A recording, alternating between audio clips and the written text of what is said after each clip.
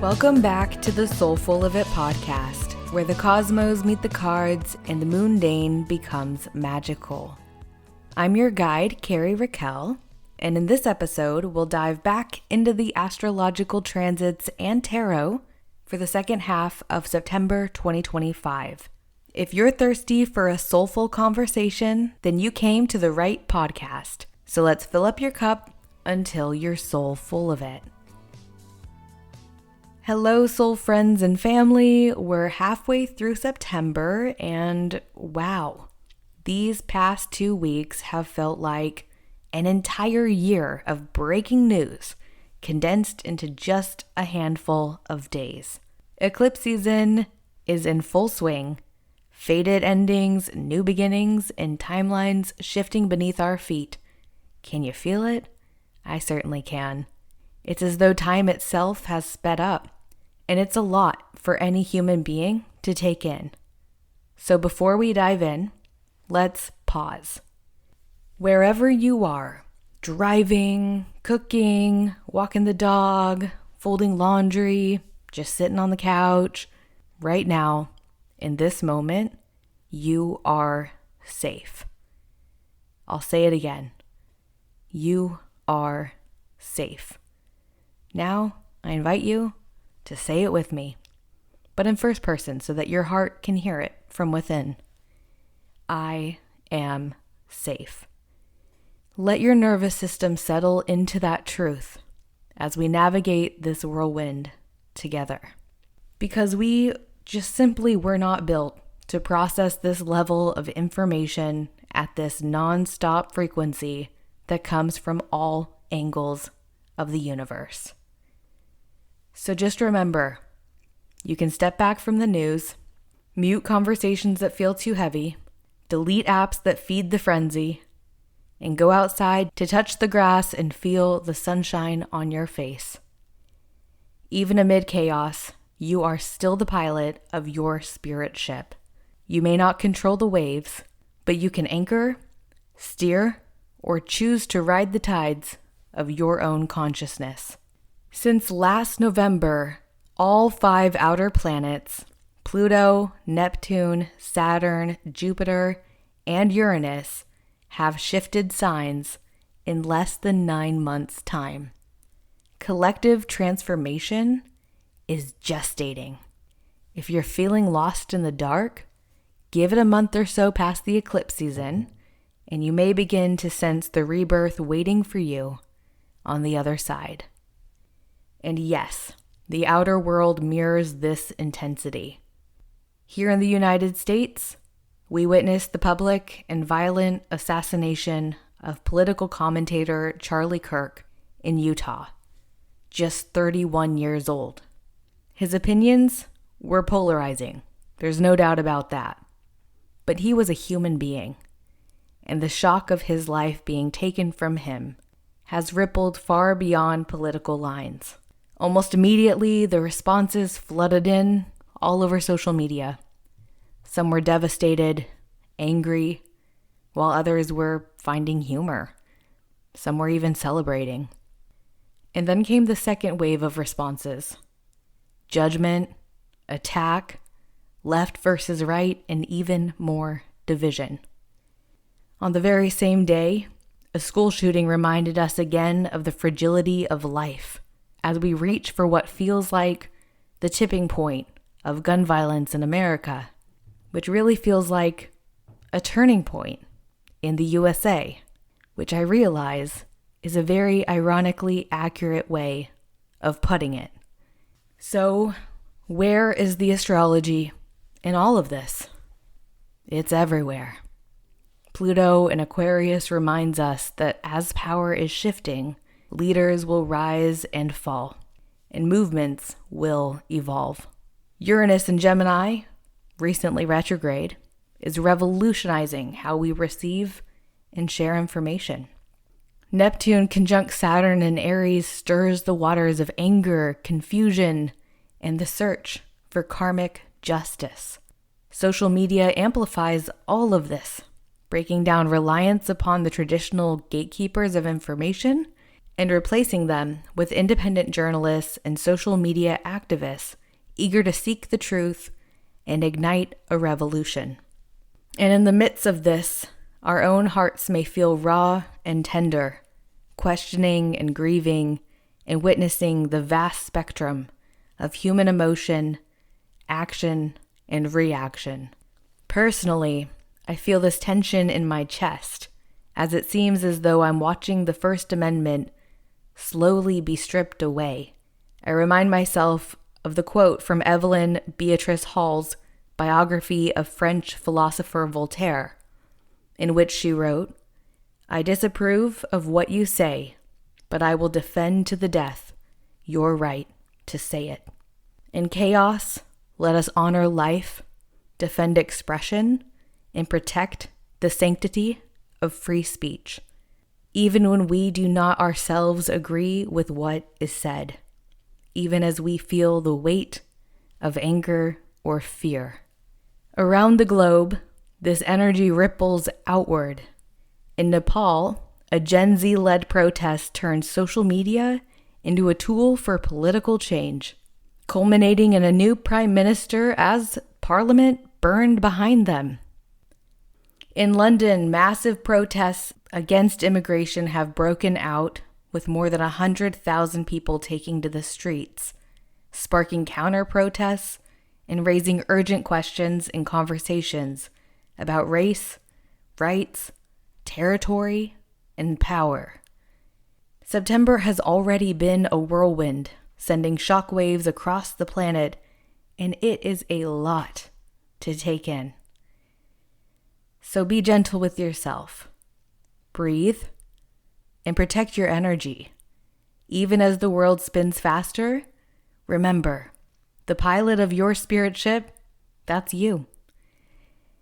And if you are seeking cosmic guidance through these unprecedented times, I am still offering live virtual readings, 90 minutes covering your birth chart, along with some current transits. You can get that for $99 if you use the code HERMIT. And for those who are in other time zones or who are looking for a lower cost option, I am also now offering 30-minute pre-recorded mini readings, which you can get for $44 using the code LANTERN. Details are in the show notes, or you can always email me if you have any questions at soulfulofitpodcast@gmail.com. Now, with all of that said, as we've settled our hearts and our intentions, let's turn to the tarot. Beginning with, for the wisdom or the rose at the center of the Soulful of Wisdom spread, we have the Page of Pentacles. In the Smith-Rider-Waite traditional tarot deck imagery, the Page of Pentacles features a young individual standing in a lush green field, gazing intently at the golden pentacle held in their hands. Behind them, mountains rise in the distance, symbolizing challenges yet to come, while the fertile landscape beneath their feet speaks to growth, learning, and infinite opportunity. The Page of Pentacles is about beginnings, curiosity, and as a page, it's of course about learning. It shows up as this student energy, hands-on, grounded, and eager to invest in new skills or projects that will pay off down the road. As the wisdom or rose, this card suggests that the second half of September centers on growth through practice and persistence. It's an invitation to embrace being a beginner, to root ourselves in the process, and to trust that the seeds we plant now will mature with time and care. Next, for the attention or thorns, we have the Three of Pentacles. In the imagery of this card, we see three figures, often said to be an apprentice, a monk, and an architect, gathered beneath the arches of a cathedral. The apprentice holds his tools as he stands up on a bench while engaging in conversation with the other two, who are holding blueprints and plans. The imagery highlights collaboration, shared vision, and the weaving of individual skills into something co-creative, something greater. The Three of Pentacles marks the first time that we've pulled this card in 2025. And on that topic, the Page of Pentacles that we just talked about, it's also the first time we've pulled that card as well. Now, the presence of the Three of Pentacles is a clear nudge toward teamwork, collaboration, and honoring the strengths that others bring to the table. As the Thorns position, this may point to some sort of friction in group work, or maybe even an internal resistance to asking for help. There could also be miscommunication, power struggles, or undervaluing or just simply not seeing someone else's contribution. The invitation here is to recognize that sustainable progress in September won't come from going at it alone, but from valuing each voice and finding flow in cooperation. Then for the basis or root, we have the Devil. In the Smith-Rider-Waite deck, the Devil sits on a dark pedestal with bat wings and horns, pretty much what you would expect, looming over two human figures that are chained loosely at his feet. The chains appear so loose that they could just simply be slipped off, but the figures remain bound, suggesting that they're under the illusion of cycles of addiction, fear, or material attachment. The torch the Devil holds in his left hand points downward, a mirror to the upward flame of divine illumination. Energy inverted, held in shadow. The Devil returns once again to the root of the spread. We last saw it in June of the Part 2 episode as the Wisdom or Rose, and it was last in the basis or root position in the beginning of the year in February 2025. Its reemergence underscores that themes of shadow work and breaking free of limiting patterns are still in progress, or they're perhaps coming up again for reevaluation during this eclipse portal. At the root of September is the question, where are we still giving power away to fear, scarcity, or external control? What beliefs have us perceiving ourselves as trapped when we are in fact fully capable of giving ourselves the gift of freedom by changing the thoughts we think, the words we speak, or the actions we take, or perhaps all three? This card challenges us to acknowledge what we believe binds us. And remember, the chains are loose. Liberation begins with recognition and choice. Lastly, for the guidance or sun, we have the World. In the imagery, a dancing figure is encircled by a wreath of laurel, but otherwise, she's nude, and she's holding two wands in balance. Around the wreath, the four living creatures in each corner, the lion, bull, eagle, and angel, represent the four fixed signs of the zodiac and the completeness of a cycle. It is a card that represents culmination, closure, integration, and transcendence. The World shows up to remind us that we have completed a cycle. We last pulled it in the March Part 2 episode, which featured Katie, which was also when we last had eclipses.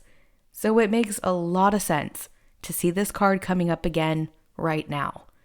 Back in March, we pulled it as the basis or root, which highlighted the foundational lessons of endings and transitions. Now that it's reappearing as the guidance or sun, the World suggests September offers realizations through closure. This is about honoring what is complete, celebrating what has been integrated, and trusting the wisdom gained through the journey.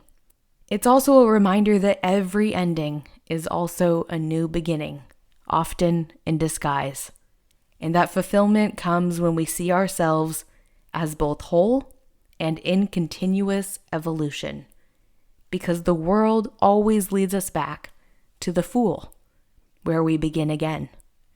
These 4 cards weave together a story of becoming. The Page of Pentacles plants a seed of focus and curiosity. The 3 of Pentacles builds it into form through shared creation. The Devil tempts us to forget that we are already free, and the world reminds us that liberation is the only true ending. Together they speak of beginnings that ask for devotion, challenges that demand honesty, and completions that carry us into new cycles of empowerment. With this tarot map as our compass, let's step back into the skies of mid-September and see how the transits mirror this unfolding, starting with on Thursday, the 18th, fast-moving Mercury enters cardinal air sign Libra, immediately forming a trine with both Pluto in Aquarius and Uranus in Gemini. These harmonious aspects give Mercury's arrival a boost of energy, amplifying Libra's desire for balance, beauty, and justice. Over the next 3 weeks, our focus naturally shifts towards relationships. This is prime time to write a love letter, initiate a conversation, or address conflicts with the goal of harmony. Coming from Mercury in Virgo, where mental energy is sharp and precise, Mercury in Libra speaks with care and consideration.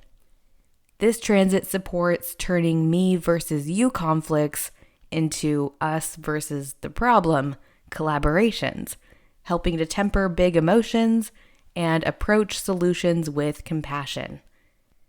Then on the very next day, Friday the 19th, Venus moves into Virgo. I always think of the love language acts of service with this transit because Virgo is an earth sign that experiences love most fully through practical, tangible care. Over the next couple of weeks, attention to detail can strengthen connections, whether that means tackling a loved one's to-do list or helping with small tasks as a thoughtful gesture. Venus in Virgo carries the same hyper-focused energy as anyone with a natal Venus in Virgo placement.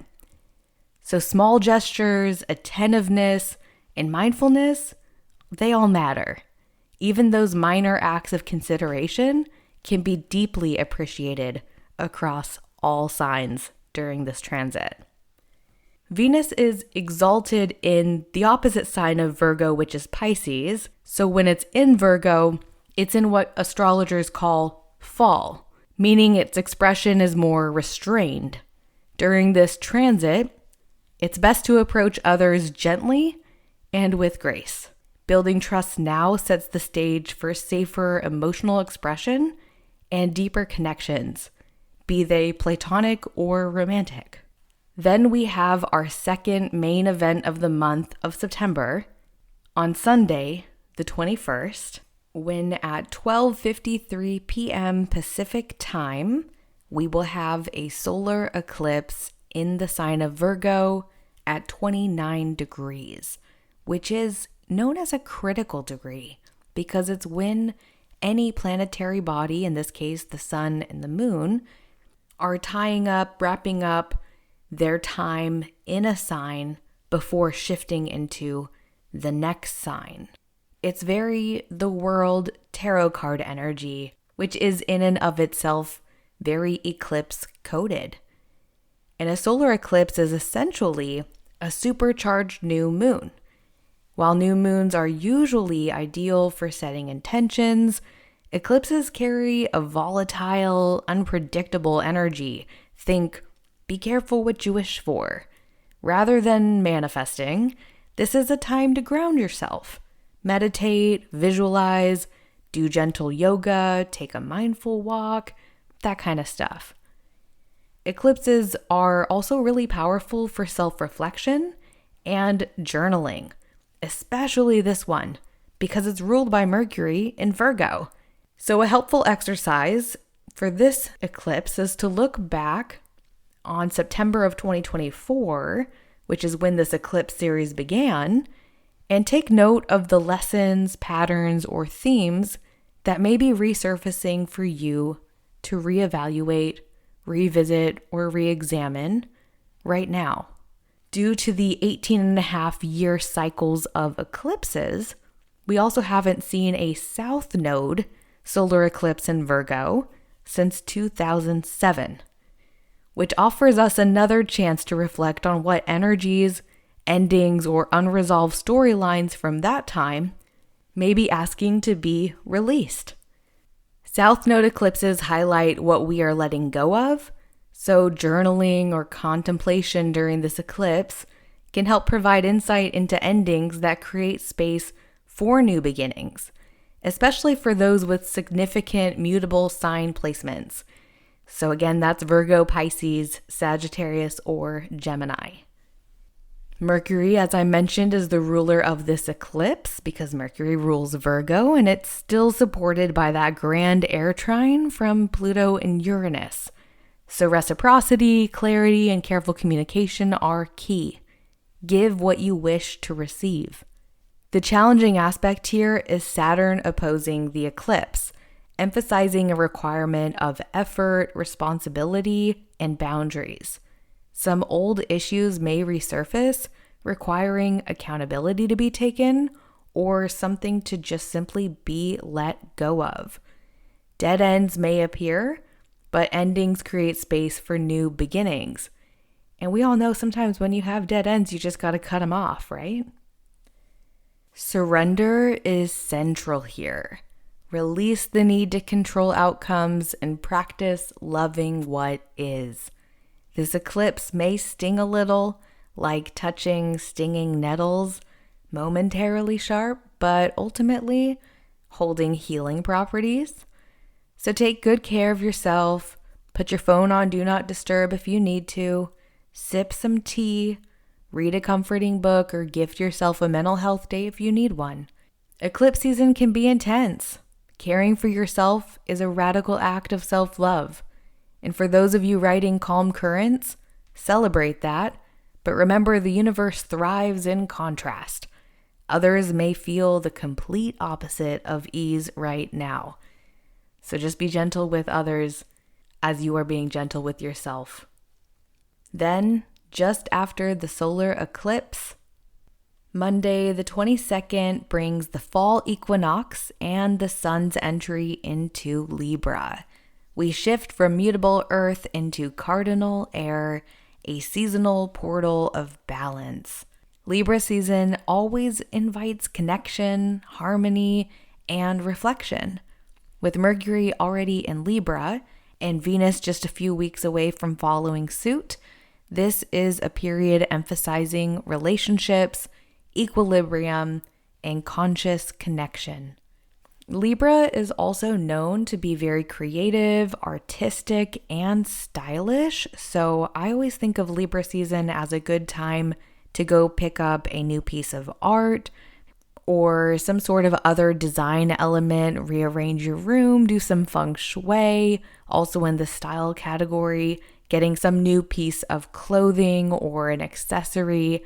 I'm personally a really big thrifter, so finding me at Goodwill around this time is, it's always inevitable, but especially during Libra season, because I feel like I'm called to go find that one piece of clothing I don't own that I probably don't need, but am going to have in my closet now because it's Libra season, damn it, and I want to look as stylish as a Libra. It's just part of their allure. They are ruled by Venus after all.